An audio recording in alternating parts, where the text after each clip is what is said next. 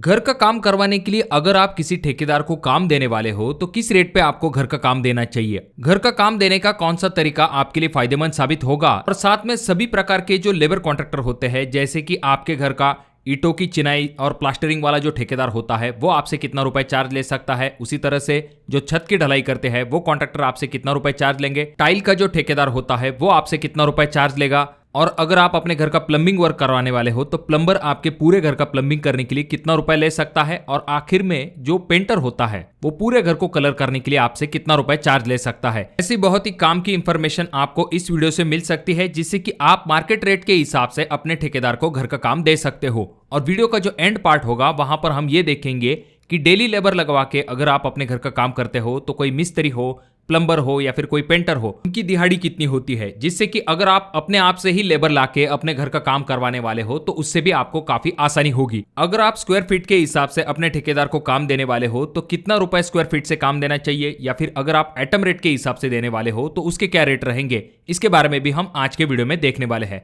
कुल मिला के ये वीडियो आपकी काफी ज्यादा काम में आने वाली है। इससे आपको एक मार्केट रेट का प्रॉपर आइडिया आ जाएगा जिससे कि आप अपना काम जो है वो सही रेट के साथ दे सको। डेली लेबर लगवा के अपने घर का काम करवाते हो तो जो मिस्त्री होंगे और लेबर होंगे वो आपसे कितना रुपए चार्ज लेंगे। तो सबसे पहले अगर हम ईंटों का काम करने वाले मिस्त्री के रेट के बारे में बात करते हैं तो उनकी एक दिन की दिहाड़ी होती है 800 रुपए से लेके 900 रुपए तक। वहीं पर अगर प्लास्टर वाला मिस्त्री है तो वो आपसे 900 रुपए से लेके 1000 रुपए तक चार्ज ले सकता है। उसके बाद अगर हम लेबर की बात करते हैं तो उनकी एक दिन की दिहाड़ी 450 रुपए से लेके 500 रुपए तक आप कंसिडर कर सकते हो। अगर हम प्लम्बर की बात करते हैं तो वो एक दिन का 800 से लेके 900 रुपए तक चार्ज ले सकते हैं। दूसरी तरफ जो पेंटर होते हैं वो एक दिन का 600 से लेके 700 रुपए तक चार्ज लेते हैं। और अगर हम इलेक्ट्रिशियन की बात करते हैं तो इलेक्ट्रिशियन एक दिन का 700 से लेके 800 रुपए तक चार्ज आपसे ले सकते हैं। और दूसरे तरफ जब हम कारपेंटर की बात करते हैं तो कारपेंटर आपको 700 रुपए तक चार्ज ले सकते हैं। तो अब यहाँ पर बात करते हैं जो लेबर कॉन्ट्रैक्टर होते हैं यानी कि जो ठेकेदार होते हैं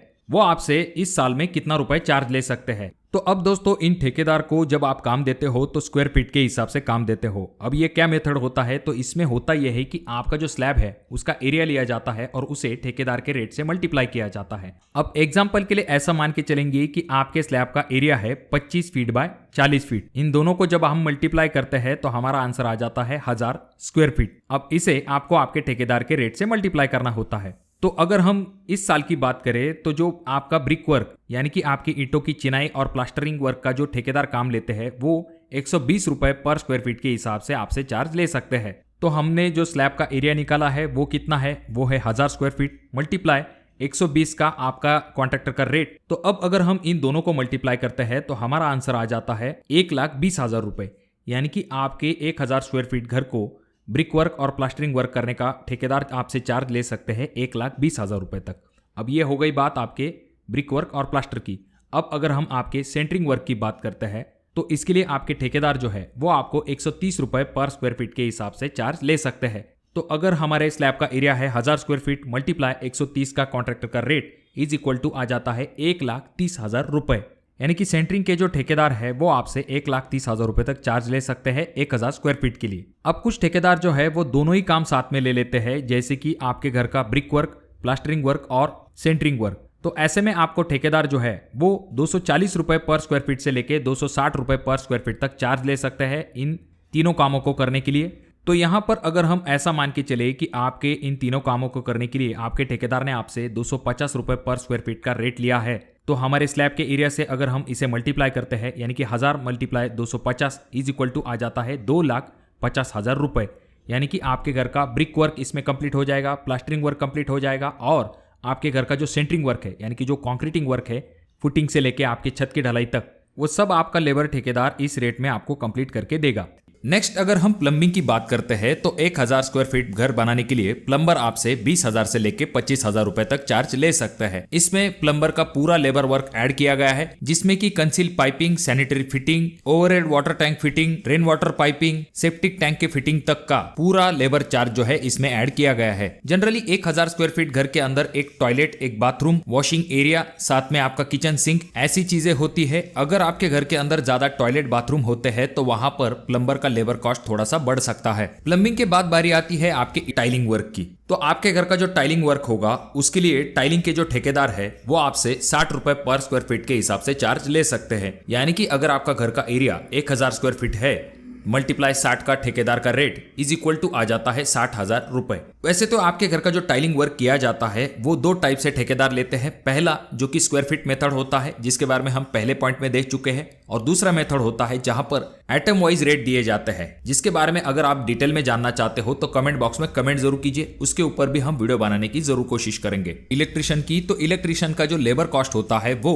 1000 स्क्वायर फीट के लिए 17,000 से लेके 22,000 तक आप कंसिडर कर सकते हो, जिसमें कि आपके इलेक्ट्रिशियन कंसील पाइपिंग, आपके घर की वायरिंग, स्विच सॉकेट फिटिंग, साथ में आपके जो इलेक्ट्रिकल इक्विपमेंट है उन्हें भी फिक्स करके देने का काम करते हैं। अब ये जो प्लम्बिंग और इलेक्ट्रिशियन का काम हमने देखा है ये लमसम रेट के हिसाब से देखा है, एटम रेट वाइज भी किया जाता है, जिनके बारे में अगर आप डिटेल में जानना चाहते हो तो कमेंट बॉक्स में कमेंट जरूर कीजिए। अब पेंटिंग का जो कॉस्ट होता है वो इस चीज पे डिपेंड करता है कि आप कौन से टाइप का पेंट इस्तेमाल करने वाले हो, कितने कोट आपके दीवार के ऊपर आने वाले हैं, ऐसी चीजों के ऊपर पेंटिंग का जो लेबर कॉस्ट है वो डिपेंड करता है। पर अप्रोक्सीमेटली अगर हम देखते हैं, अगर आप अच्छे क्वालिटी का कलर अपने घर को करवाते हो तो आपको लगभग पेंटर का जो कॉस्ट है वो 1000 स्क्वायर फीट घर बनाते समय 45,000 से लेके 50,000 रुपए तक आ सकता है। अगर हम वाटरप्रूफिंग की बात करते हैं तो आपका रूफिंग का जो वाटरप्रूफिंग होता है उसके लिए ठेकेदार आपसे 20 से लेके 25 रुपए पर स्क्वायर फीट का चार्ज ले सकते हैं। अगर हम ओवरऑल देखते हैं तो इन सभी कॉस्ट को अगर हम जोड़ लेते हैं तो लेबर कॉस्ट में आपको घर बनाते समय लगभग 30% खर्च हो जाता है। तो अगर आपका घर 1000 स्क्वायर फीट है तो आपके सभी लेबरिंग कॉस्ट को अगर हम जोड़ लेते हैं तो आपको लगभग 4 लाख से लेके 5 लाख रुपए तक खर्च आ सकता है। अब ये तो हो गया कि अगर आप स्क्वायर फीट के हिसाब से या फिर लमसम रेट के हिसाब से किसी ठेकेदार को काम देते हो तो आपको कितना खर्च आ सकता है। और अगर आप ये जानना चाहते हो कि 2024 में आपको घर बनाने के लिए कितना खर्च आएगा तो उसके बारे में हमने एक सेपरेट वीडियो बना के रखी है। आई बटन में मैं उस वीडियो का लिंक दे दूंगा, आप उस वीडियो को भी जाकर देख सकते हो। अब यहाँ पर ये जो ठेकेदार का रेट है ये आपके एरिया अनुसार थोड़ा सा कम या फिर ज्यादा हो सकता है, तो आपको मार्केट रेट के हिसाब से ठेकेदार को काम देना चाहिए। और आपके एरिया में क्या रेट चल रहे हैं इसके बारे में कमेंट बॉक्स में कमेंट जरूर कीजिए। और जब भी आप ठेकेदार को काम देने वाले हो तो पहले आपको उसके साथ एक एग्रीमेंट करके लेना चाहिए। उसमें आपको ये जरूर मेंशन करना चाहिए कि आपके तरफ कौन सी चीजें होंगी, ठेकेदार की तरफ कौन सी चीजें होंगी, क्योंकि कुछ जगह पर ऐसा भी देखा जाता है कि रेट तय होने के बाद भी कुछ ठेकेदार आपसे एक्स्ट्रा चीजों की डिमांड करने लगते हैं जो खर्च आपने पहले से कंसिडर नहीं किया होता है। तो इसी वजह से एग्रीमेंट में ऐसी चीजों के बारे में मेंशन होना चाहिए। अगर एक्स्ट्रा खर्च कोई होने वाला है तो उसके बारे में भी आपके ठेकेदार ने आपको पहले से ही आइडिया दे देनी चाहिए। उसके बाद में और एक इंपॉर्टेंट पॉइंट आ जाता है जो कि है पेमेंट के रिलेटेड। जो कोई भी आपका बिल बनने वाला है उसके आपको स्टेप करके लेने चाहिए और स्टेप वाइज आपको ठेकेदार को पेमेंट देना चाहिए। और घर का काम किसी ठेकेदार को देते समय आपको डायरेक्टली ठेकेदार को फाइनल नहीं करना चाहिए। पहले तो आपको उसके काम की क्वालिटी देख लेनी चाहिए, उसके रेट चेक कर लीजिए, उसके बाद जाकर आपको उसे अपने घर का काम देना चाहिए। तो वीडियो अगर आपको अच्छा लगा हो तो जरूर इसे लाइक कर दीजिए। चैनल पे अगर आप लोग नए आए हो तो चैनल को जरूर सब्सक्राइब कर दीजिए। वीडियो बहुत ज्यादा ही अच्छा लगा हो तो अपने दोस्तों के साथ शेयर कर दीजिए। और ये जो तीनों वीडियो है इनमें से कोई एक वीडियो आपके जरूर काम में आ सकता है।